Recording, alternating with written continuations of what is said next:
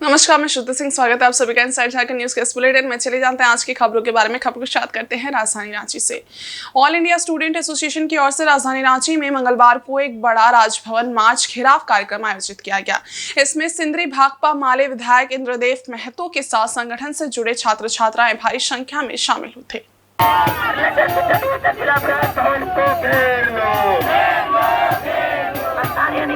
कार्यक्रम में छात्र छात्राओं ने झारखंड में गुणवत्तापूर्ण शिक्षा और रोजगार के मुद्दे सहित 23 विभिन्न मांगों को लेकर जोरदार प्रदर्शन किया। सिंदरी विधायक इंद्रदेव महतो ने कहा कि झारखंड में शिक्षा व्यवस्था पूरी तरह से लचर हो चुकी है और छात्रों के मुद्दों को लेकर राज्य सरकार उदासीन रवैया अपनाए हुए है। इन मुद्दों को लेकर हम छात्रों के साथ हैं और इस घेराव के जरिए हम राज्य सरकार से सख्त कदम उठाने की मांग कर रहे हैं। वहीं कार्यक्रम में शामिल छात्रा संजना मेहता ने कहा कि पूरे झारखंड में शिक्षा व्यवस्था बुरी तरह से प्रभावित हो चुकी है और छात्र छात्राओं से जुड़े मुद्दों पर कोई ठोस पहल नहीं की जा रही है। हमें उम्मीद है कि इस घेराव के बाद सरकार हमारी मांगों पर ध्यान देगी और छात्रों के हित में कार्य करेगी।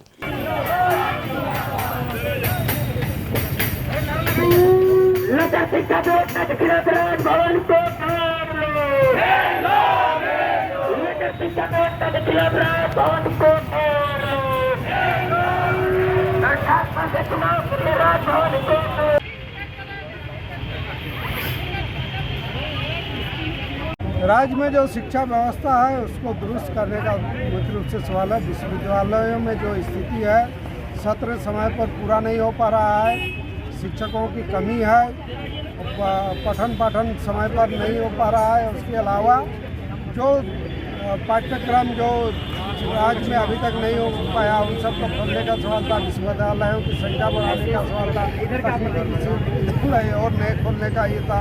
इन सब को लेकर के जो उदासीन रवैया है इसके खिलाफ में, इसके साथ साथ युवाओं को विशेष करके रोजी रोजगार के सवाल पर जो स्थानीय नियोजन नीति बार बार वापस हो रहा है, ये मुद्दा है। पेपर लीक का मामला है और ऐसे और कई हैं मुद्दे। उन मुद्दों को लेकर के राजभवन मार्च का और भी लोग मौजूद हैं। आज झारखंड में स्कूल और विश्वविद्यालय की व्यवस्था को देखते हुए हम लोग पूरे झारखंड में जो शिक्षा व्यवस्था है पूरी तरह से लचर हो चुकी है। स्वास्थ्य व्यवस्था हो, खेलकूद की व्यवस्था हो, उसको लेकर हम लोगों ने आज राजभवन घेराव किया। आप देख सकते हैं कि झारखंड में छात्रवृत्ति बहुत ही लेट में मिलता है हम लोगों को। आप देख सकते हैं कि नीलांबर पीताम्बर यूनिवर्सिटी में सेशंस लेट से होते हैं। अब 4 साल का ग्रेजुएशन आपको 5 साल में कंप्लीट होता है और पीजी का भी देख सकते हैं अभी तक जो सेमेस्टर का एग्जाम है वो नहीं लिया गया है। आप देख सकते हैं कि छात्र संघ चुनाव कई सालों से नहीं हुआ है झारखंड में।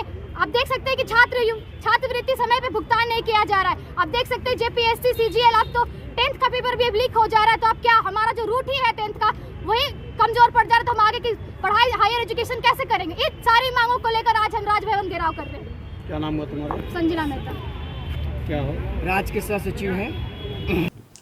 और सरायकेला खरसावां जिले में पुलिस अधीक्षक की अध्यक्षता में मासिक अपराध गोष्ठी का आयोजन किया गया। इस बैठक में चांडिल और सरायकेला के एसडीपीओ, डीएसपी, हेडक्वार्टर, सभी थाना प्रभारी, अंचल निरीक्षक और शाखा प्रभारी शामिल थे। बैठक में फरवरी माह के अपराधों की समीक्षा की गई और लंबित मामलों के त्वरित निष्पादन पर जोर दिया गया। पुलिस अधीक्षक ने आगामी रमजान, होली, ईद उल फितर और सरहुल पर्व के मद्देनजर कानून व्यवस्था बनाए रखने के लिए विशेष दिशा निर्देश जारी किए। थाना प्रभारियों को अफीम की अवैध खेती को नष्ट करने और पूर्व में की गई कार्रवाई का पुनः सत्यापन करने का निर्देश दिया गया। साथ ही त्योहारों के दौरान असामाजिक तत्वों के खिलाफ विशेष अभियान चलाने का आदेश दिया गया। सड़क दुर्घटनाओं के मामलों को 2 दिनों के भीतर दर्ज करने और दुर्घटनाओं की रोकथाम के लिए वाहन चेकिंग तथा MVI एक्ट के तहत कार्रवाई करने का निर्देश दिया गया। पुलिस को ब्राउन शुगर, नशीले पदार्थों की बिक्री और अवैध शराब के खिलाफ अभियान तेज करने को कहा गया। बैठक में दुष्कर्म और पोक्सो एक्ट से संबंधित मामलों को 60 दिनों के भीतर निष्पादित करने और थाना प्रभारियों को अपने क्षेत्र में CCTV कैमरे स्थापित करने के लिए जन जागरूकता अभियान चलाने का निर्देश दिया गया। पुलिस अधीक्षक ने आरोप पत्रित और जेल से छूटे अपराधियों का सत्यापन कर निगरानी सूची में शामिल करने का आदेश दिया और आपातकालीन कॉल पर 15 मिनट के भीतर प्रतिक्रिया देने का निर्देश दिया।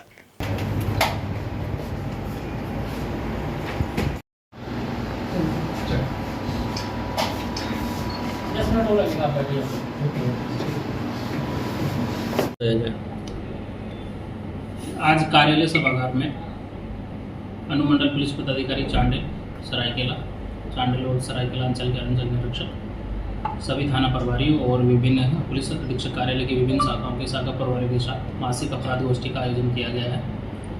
अपराध गोष्ठी के क्रम में फरवरी माह में जो भी अपराध प्रतिविधित हुए हैं तो अपराधवार एक अपराध की समीक्षा की गई है। उसमें उद्भेदन और गिरफ्तारी की स्थिति की समीक्षा की गई है और आवश्यक दिशा निर्देश दिए गए हैं। साथ ही में फरवरी माह में जो कांडों का निष्पादन हुआ है तब थानावार उसकी समीक्षा की गई। तब मार्च माह में अधिकाधिक निष्पादन का लक्ष्य सभी थाना प्रभारियों को दिया गया है। इसके अतिरिक्त अभी रमज़ान चल रहा है, अभी कुछ दिनों में होली का त्यौहार आने वाला है, ईद उल फितर आने वाला है, सहरुल पर्व आना है।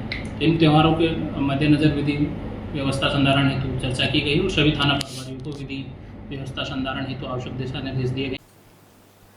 जमशेदपुर के सुनारे स्थित भूतनाथ मंदिर परिसर में मंगलवार को नरेंद्र मोदी विचार मंच की ओर से सामूहिक विवाह का आयोजन किया गया। इस खास कार्यक्रम के तहत 8 जोड़ों का विवाह वैदिक रीति रिवाज से संपन्न कराया गया।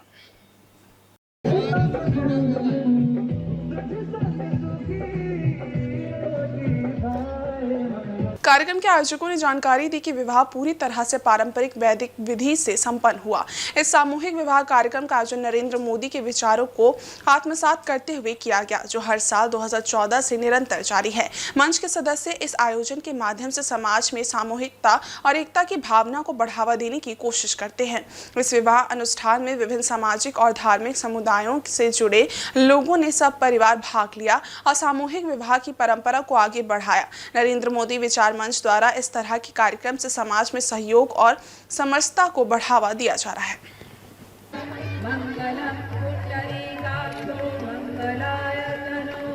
तो मैसेज यही है कि जो उसके पीछे जो दहेज कहीं न कहीं मामला आता है तो हम लोग दहेज प्रथा के कहीं न कहीं बढ़े नहीं, इसके लिए कार्यक्रम कर रहे हैं ताकि गरीब से गरीब परिवार की बेटियां जो दहेज के कारण से कहीं न कहीं शादी से वंचित रह जाती थी या विलम्ब होता था, उन सभी बच्चियों को हम लोग सम्मान देने का काम कर रहे हैं और हम लोग आगे भी बड़ी तादाद में प्रयास करें कि इस प्रकार का कार्यक्रम हो सके।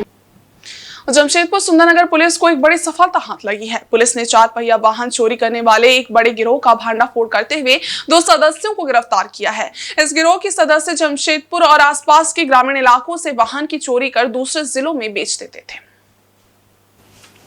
ये घटना 25 फरवरी की रात की है, जब अज्ञात चोरों ने सुखलाल मुर्मू के घर से कुछ दूरी पर खड़ी टाटा सूमो गाड़ी को चुरा लिया था।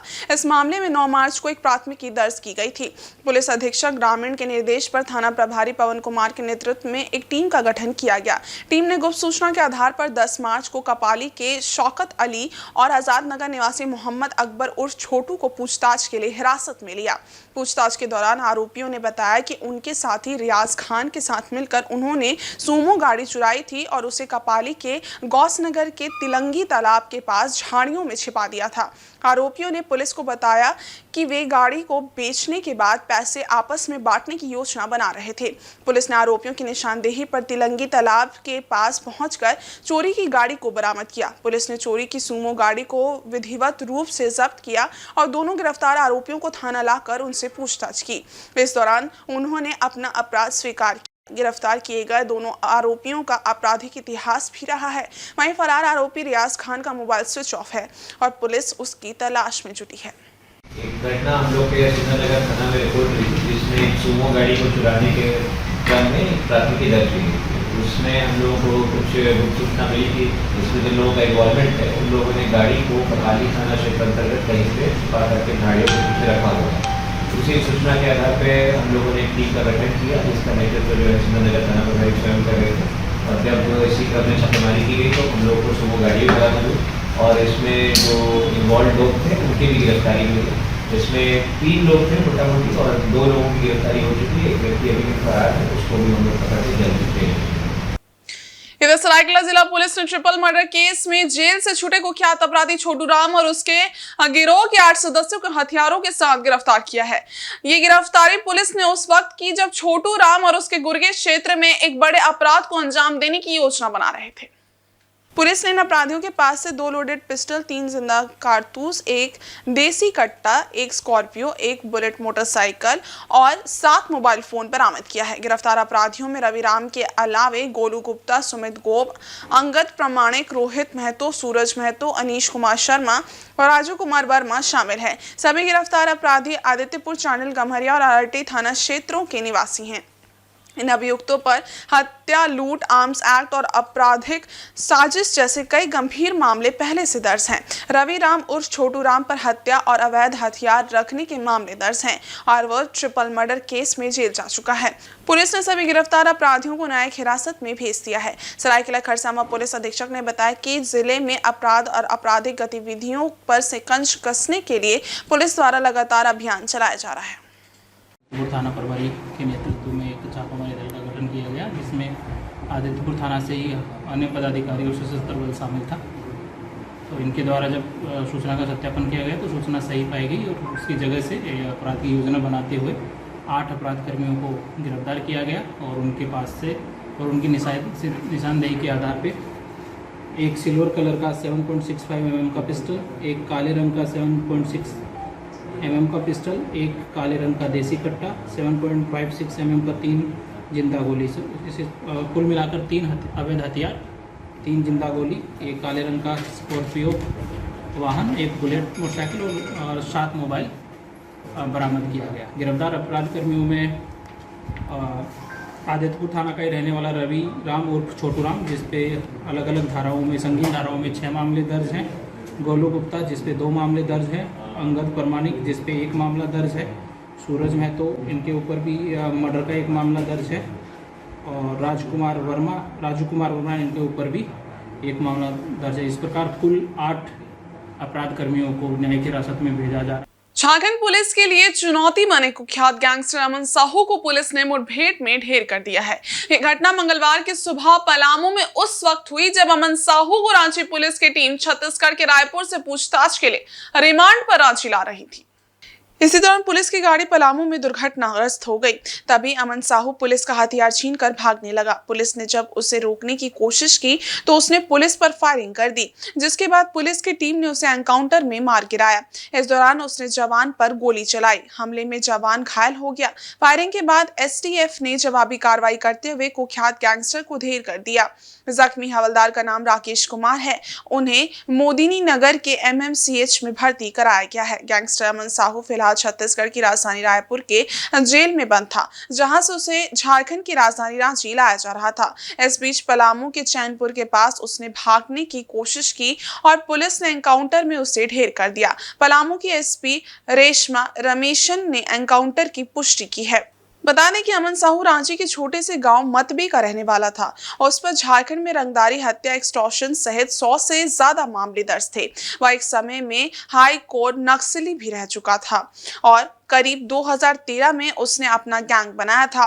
कोरबा में हुए गोलीकांड के बाद रायपुर पुलिस ने उसके 4 गैंग सदस्यों को गिरफ्तार किया था। हाल ही में रायपुर के शंकर नगर इलाके में एक व्यापारी साझेदार के घर के बाहर फायरिंग की घटना के बाद से रायपुर पुलिस उसे पकड़कर पूछताछ कर रही थी। अमन साहू का नाम कुख्यात गैंगस्टर लॉरेंस बिश्नोई से भी जोड़ा जाता था। सूत्रों के मुताबिक अमन लॉरेंस को गुर्गे सप्लाई करता था और बदले में हाईटेक हथियार प्राप्त करता था। अमन साहू के इस एनकाउंटर ने यूपी वाले बाबा के फॉर्मूले को याद दिला दिया है।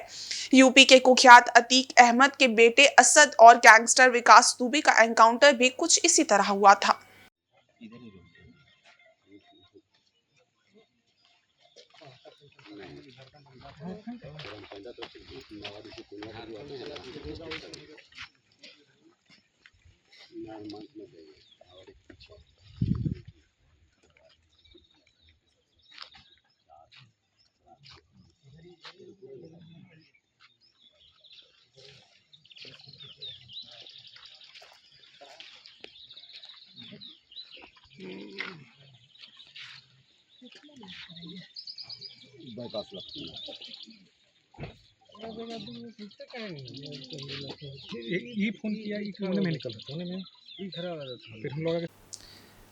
झारखंड के कुख्यात गैंगस्टर अमन साहू के पुलिस एनकाउंटर में मारे जाने पर झारखंड विधानसभा परिसर में सत्ता पक्ष और विपक्ष के विधायकों ने अपनी अपनी प्रतिक्रियाएं व्यक्त की हैं। सभी विधायकों ने इस कार्रवाई को सही ठहराया और कहा कि अपराधियों का यही हश्र होना चाहिए। सत्ता पक्ष के विधायक ने इस कार्रवाई का समर्थन करते हुए कहा कि ये सही कदम है और अपराधियों के खिलाफ ऐसी कड़ी कार्रवाई जारी रहनी चाहिए। किसी भी अपराधी को कानून के खिलाफ काम करने की छूट नहीं दी जा सकती। पुलिस का ये कदम अपराधियों के लिए चेतावनी है कि अगर वे कानून तोड़ेंगे तो उन्हें परिणाम भुगतने होंगे। ये देखिए, इसको हल्के में मत लीजिए। कानून कोई भी तोड़ेगा पुलिस उस पर कार्रवाई करेगी। और जानकारी मिल रही है कि पुलिस के हथियार लेके भाग रहा है, छीनने का प्रयास किया गया, पुलिस पे हमला हुआ था। तो पुलिस ने बचाव में क्या? देखिए, अमन साहू एक गैंगस्टर था और जिस परिस्थिति में वो मारा गया उसको पुलिस छत्तीसगढ़ से लेकर आ रही थी। रायपुर जेल में वो बंद थे और पुलिस के द्वारा ब्रीफिंग भी दी गई है कि बम चली पुलिस की गाड़ियों पे, वो भागने का कोशिश किया, उसमें फायरिंग हुई, वो मारा गया। इसमें तो मैं नहीं समझता हूँ कि कुछ होना चाहिए। कोई महान आदमी तो नहीं मारा गया, एक वैसा आदमी मारा गया जिसने झारखंड की ना जाने कितने माओं के गोद को सुना किया। एक वैसा आदमी मारा गया जिसने ना जाने कितनी बहनों को विधवा किया। एक वैसा आदमी मारा गया जिसने ना जाने कितने मूलवासियों की हत्या की।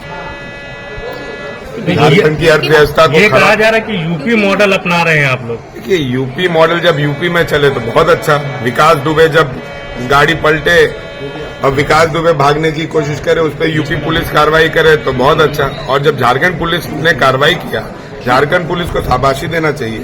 तो परसों यही विपक्ष खड़े होकर गौरव की हत्या पर शोक मचा रहा था, हल्ला कर रहा था। आज यही विपक्ष अमन साहू की एनकाउंटर पे सवाल खड़ा कर रहा है।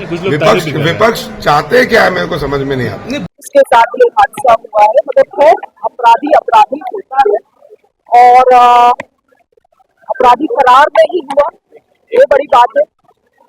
हमारी सरकार लॉ एंड ऑर्डर को लेकर गंभीर दिनों दिन होते जा रही है।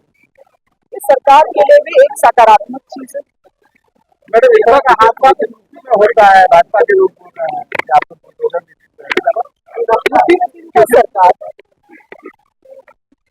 यूपी में किनका सरकार है? सही बोल रहे हैं, इस बात में तो उनसे हम भी सहमत है। कहने नहीं, देखिए बस वही चीज नहीं है। अब जो घटना घटी है, पुलिस ने अपना काम किया, ये चीज हम लोगों को देखना चाहिए। वहीं विपक्ष के विधायकों ने भी पुलिस की कार्रवाई का समर्थन किया और कहा कि अमन साहू जैसे अपराधी समाज के लिए खतरा थे। पुलिस द्वारा की गई कार्रवाई बिल्कुल सही है। सभी अपराधियों के खिलाफ इसी तरह से सख्त कार्रवाई की जानी चाहिए। ये कार्रवाई सभी अपराधियों के लिए एक सबक है कि कानून का उल्लंघन करने वालों को बख्शा नहीं जाएगा। समझ में नहीं आता, ऐसे अपराधियों का ऐसे ही जब कोई भी अपराधी अगर पुलिस के ऊपर तो पुलिस को चुपचाप क्यों ही नहीं रहेगा, पुलिस भी गोली चलाएगी। और इसलिए इस प्रकार के अपराधियों का यही हश्र होता है। और मैं कहूँगा कि और भी जो जानकारी, क्या डीजीपी ने खुद कहा है कि 3 लोगों की गैंग जेल से संचालित हो रहा है। एक तो एनकाउंटर में मारा गया और 2 लोगों के गैंग बचा हुआ है। योगी मॉडल की बात हो रही है सर, योगी मॉडल की बात हो रही है। आप यूपी की मॉडल की बात नहीं है, क्योंकि यूपी पर हत्या हुआ है ना, और हत्या होने के बाद हो सकते वहाँ से बहुत आदमी का नाम निकल भी सकता है। ये तो जांच का विषय हो गया। लॉ एंड ऑर्डर पर क्या कहेंगे सर? देखिए, लॉ एंड ऑर्डर जब डीजीपी कहता है कि वहाँ से ये है सूत्र पर था, तो आप जान की क्यों चुप है इतना दिन? क्यों चुप है आप? माने आप ही सब कुछ आप ही गिराने में हो रहा है। आप जब जानते हैं वहाँ से हो रहा है तो आप तुरंत करवाई क्यों नहीं की? आप जब जानते हैं, आपको तो और कोई सलाह देने का जरूरत नहीं है। क्यों लंबित हुआ? कार्रवाई जल्दी होना चाहिए ना। जब आपको पता हो गया और आप ओपन में बोल रहे हैं वहां से हो रहा है, तो हो रहा है भाई, कौन कौन हो रहा है? आपको तो तुरंत कार्रवाई करना चाहिए। ये जो गोलियां चल रही हैं सर, लॉ एंड ऑर्डर लगातार ये विफल है, अभी विफल है, इसीलिए वो सारा चीज का एक संदेह का घेरा में आ गया, इसमें जांच का विषय बन गया। प्रशासन की है, अगर दिन दहाड़े हत्या हो रही है, लूट हो रही है, डकैती हो रही है, व्यवसायी पर हमला हो रहा है, डीजीएम एनटीपीसी पर हमला हो रहा है, तो क्या विपक्ष की भूमिका के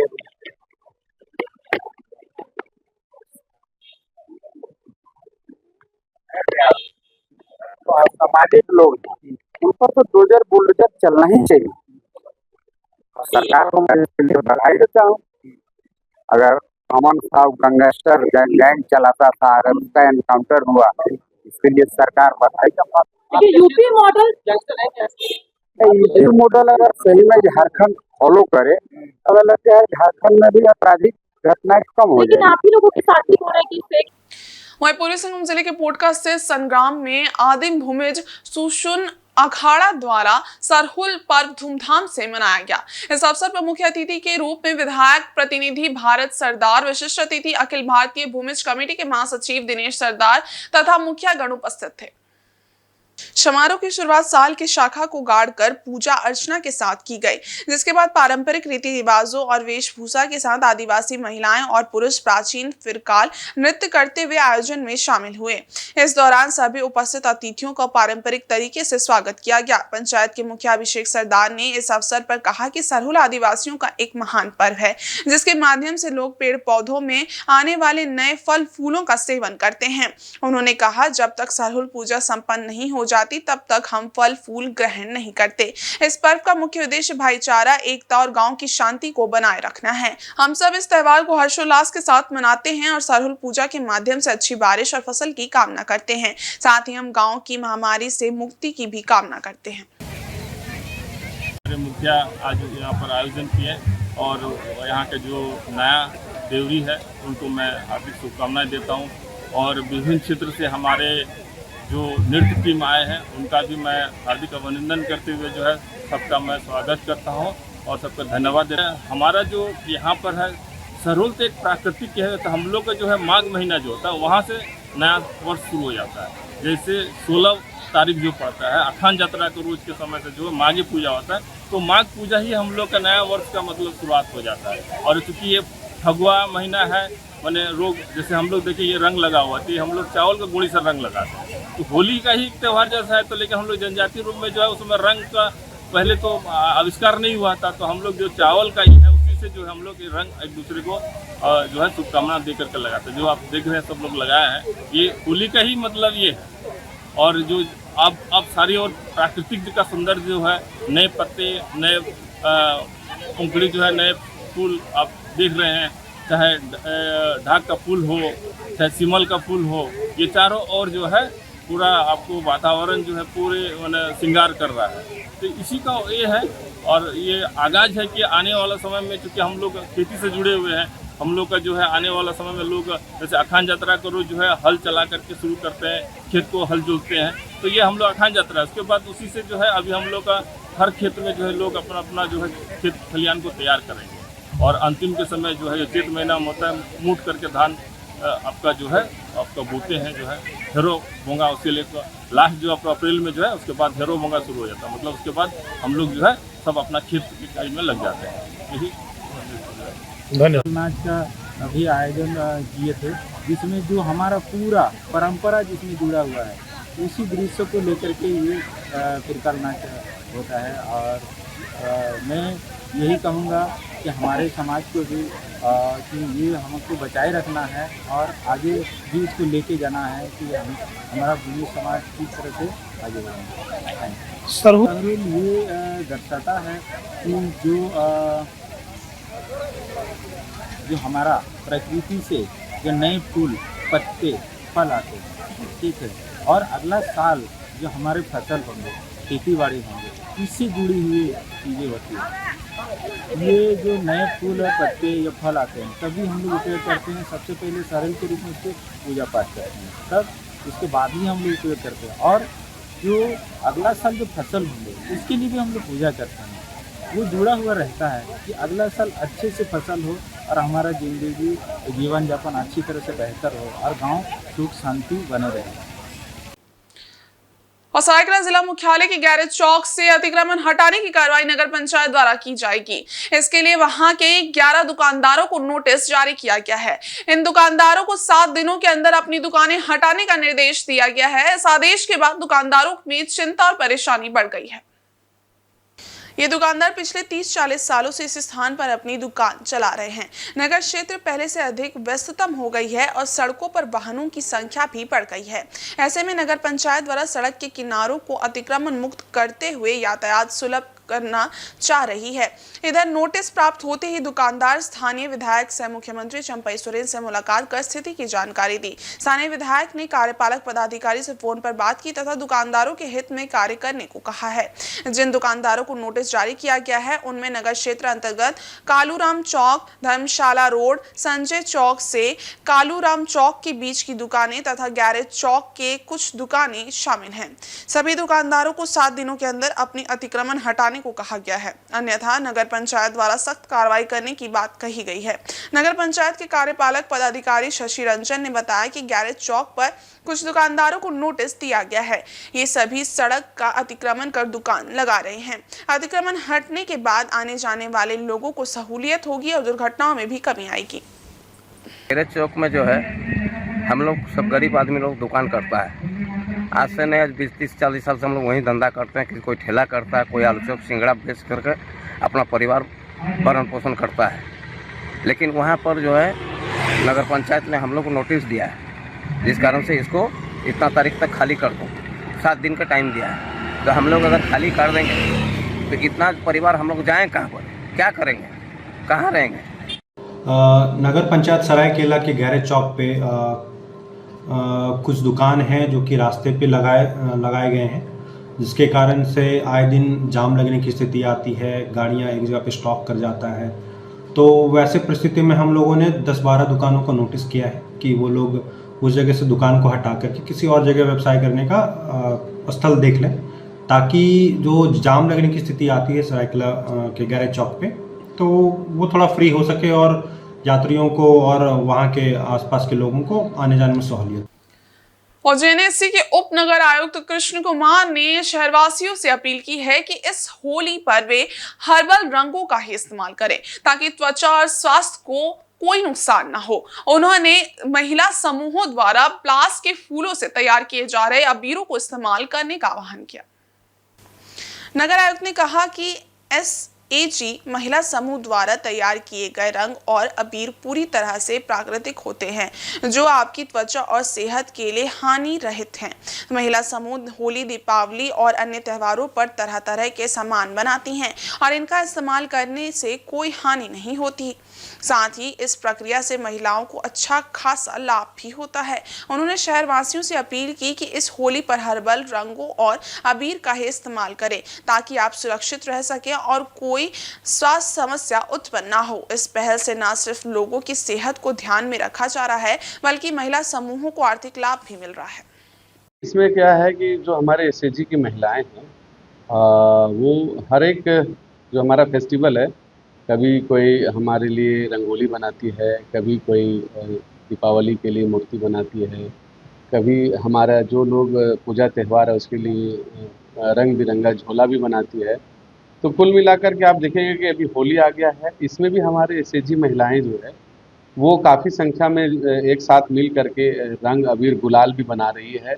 और जो हमारा अभी होली का पर्व आ रहा है उसको लेकर के हम लोग जो है कृत संकल्प हैं, और इसमें हम लोग चाह रहे हैं कि जो नेचुरल कलर हमारा जो झारखंडी कलर है, झारखंडी संस्कृति के तहत जो आप देखेंगे पलाश के फूल के माध्यम से हम लोग जो रंग का यूज करते हैं, हम लोग कोशिश कर रहे हैं कि उन्हीं रंगों को जो है उन्हीं जो हमारा प्रकृति का जो पत्ते हैं या फूल है उन्हीं के माध्यम से हम लोग बनाने का कोशिश कर रहे हैं। इसके अलावा भी और भी महिलाएं जो है वो काम कर रही हैं, और हम लोग कोशिश यही कर रहे हैं कि हमारे जो SAG की महिलाएं हैं उसको समाज की मुख्य धारा से जोड़े, उनकी इकोनॉमिक कंडीशन को हम लोग अपलिफ्ट करें ताकि जो है वो अपने परिवार का और अपने जो जीवन यापन है उसको बेहतर कर सके, और जो है होली भी हम लोग को अच्छा से मन सके और हमें जो है नेचुरल तरीके से होली मनाने के लिए हम लोग जो है इन महिलाओं को बोला गया है।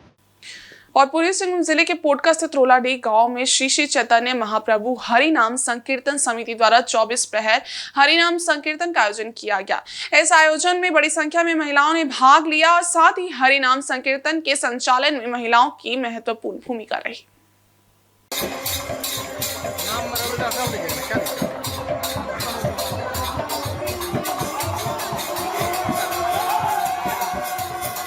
कार्यक्रम में मुखिया देवी कुमारी भूमिज, मुखिया पानो सरदार, मुखिया दुखनी माई सरदार, बीजेपी नेता मनोज सरदार समेत कई प्रमुख लोग उपस्थित थे। हरिनाम संकीर्तन में भक्तों ने हर्षोल्लास के साथ भाग लिया और एकता का परिचय दिया। इस दौरान उपस्थित महिलाओं ने बताया कि इस आयोजन का उद्देश्य गांव में सुख, समृद्धि, शांति, अच्छी बारिश और फसल की बेहतरी सुनिश्चित करना है। उन्होंने ये भी कहा कि इस हरिनाम संकीर्तन का आयोजन पिछले वर्ष जारी है और हम सभी की कामना है कि हमारा गांव महामारी से दूर रहे और दुर्घटनाएं ना हो। हरिनाम संकीर्तन के सफल आयोजन में रविदास, तपनदास समेत गांव के सभी लोगों का महत्वपूर्ण योगदान रहा।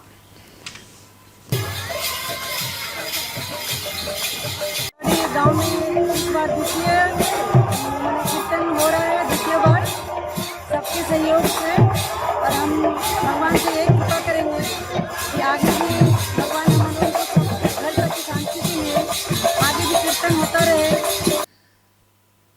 इधर आदिवासी समाज का प्रकृति उपासना से जुड़ा महत्वपूर्ण महापर्व बाहा सोमवार को आदित्यपुर सालडी बस्ती सारना टोला में धूमधाम से मनाया गया। इसमें बड़ी संख्या में आदिवासी समुदाय के लोग पारंपरिक वेशभूषा में सुसज्जित होकर शामिल हुए। कार्यक्रम में मुख्य अतिथि के रूप में झामुमो नेता से सरायकेला विधानसभा के प्रत्याशी गणेश महाली, झामुमो केंद्रीय सदस्य कृष्णा बास के शामिल थे। कार्यक्रम को संबोधित करते हुए गणेश महाली ने कहा कि इस प्रकृति पर्व में हमें जाहिरगढ़ से पूजा पाठ कर प्रकृति से जुड़ने का संदेश मिलता है। उन्होंने कहा कि झारखंड के गौरवशाली इतिहास में जाहिर थान में शीश झुकाकर ही हमें एक शक्ति और प्रेरणा मिलती है, जिससे हम सामाजिक एकता बनाए रखने का काम करते हैं। बाहा पर्व कार्यक्रम में मौजूद झामुमो केंद्र सदस्य कृष्ण बास्के ने कहा कि बाहा पर्व आदिवासी समुदाय का महत्वपूर्ण पर्व है। हम प्रकृति देव की आराधना कर हर एक नए कार्य की शुरुआत करते हैं। इस पर्व में आदिवासी समुदाय के लोग नए फल फूल देवता को अर्पित कर उनकी अनुमति लेते हैं। आदिवासी समुदाय का महापर्व से गहरा लगाव है। कार्यक्रम के दौरान आदिवासी महिला पुरुषों ने पारंपरिक नृत्य प्रस्तुत कर कार्यक्रम की शोभा बढ़ाई। फूलों का त्योहार है जो प्रकृति के त्यौहार। इस त्यौहार में हम लोग जहरगढ़ में पूजा पाठ करके जो हमारा जहर है और जहर बाबा का जो शक्ति जो प्राप्त होता है, उस शक्ति के बदौलत हम लोग समाज में एक दूसरे के सहयोग के साथ समाज को आगे बढ़ाने के लिए, और समाज का जो परंपरा रहा है वर्षों से, इस पूजा पाठ के माध्यम से ही इस जहर बाबा का जहर आयोग का ताकत से ही आज चाहे सिद्धू कानू हो चाहे चांद बेरो हो, इस अंग्रेज के साथ लड़ाई किया था। इसलिए आज हमारा समाज का जो परंपरा है, इस परंपरा को और मजबूती के साथ हम लोग कैसे इसको जीवित रख सकते हैं। आज जिस तरह शहर के बीचों बीच भी आज हमारा परंपरा आज भी हमारा जीवित है। ये बाहा पर्व हम लोग का इस आदिवासी मूलवासी का बहुत महत्वपूर्ण पर्व है। इस पर्व को हम लोग मनाते हैं, प्रकृति का पूजा करते हैं, और हम लोग देवी देवता से यही प्रार्थना करते हैं जो भी फल फूल होता है उसको पहले देवी देवता को प्रसाद का रूप में हम लोग चढ़ाते हैं। उसके बाद हम लोग उस फल का सेवन करते हैं, फूल का सेवन करते हैं। पहला देवी देवता को हम लोग प्रसाद का रूप में उसको चढ़ाते हैं, उससे अनुमति लेते हैं। और आज के इस बुलेटिन में बस इतना ही। कल फिर हाजिर होंगे कुछ और नई खबरों के साथ। तब तक के लिए देखते रहिए इनसाइड झारखंड न्यूज़। धन्यवाद।